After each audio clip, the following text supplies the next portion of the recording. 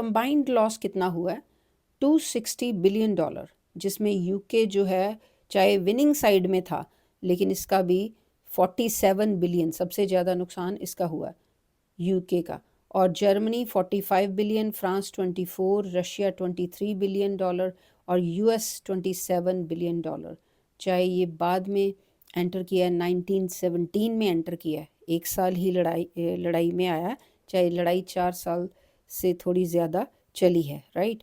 तो फिर भी नुकसान सारी कंट्रीज़ का ही हुआ, इतना जो है माली नुकसान हुआ है, ठीक है। जानी तो हुआ ही है, वो भी सारी कंट्रीज़ का हुआ है, जो जिन ने पार्टिसिपेट किया इसमें, ठीक है।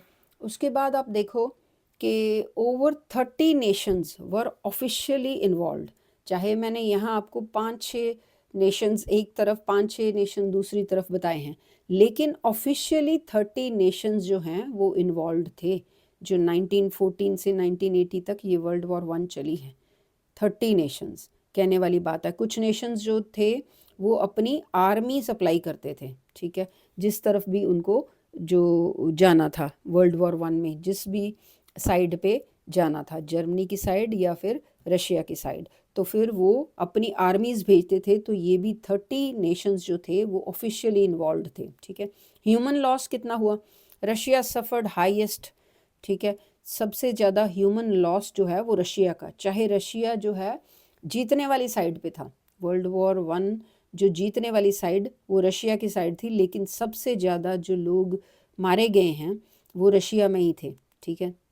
और जर्मनी में भी जो सफ़र्ड हाईएस्ट मिलिट्री डेथ, तो मिलिट्री वाले जिनकी डेथ हुई है वो जर्मनी में थे सबसे ज़्यादा। सर्बिया जो ओवरऑल पॉपुलेशन डेथ, मतलब सर्बिया तो सारी ही पॉपुलेशन जो है वो ख़त्म होगी, सर्बिया को ख़त्म ही कर दिया उनकी पॉपुलेशन को, ठीक है।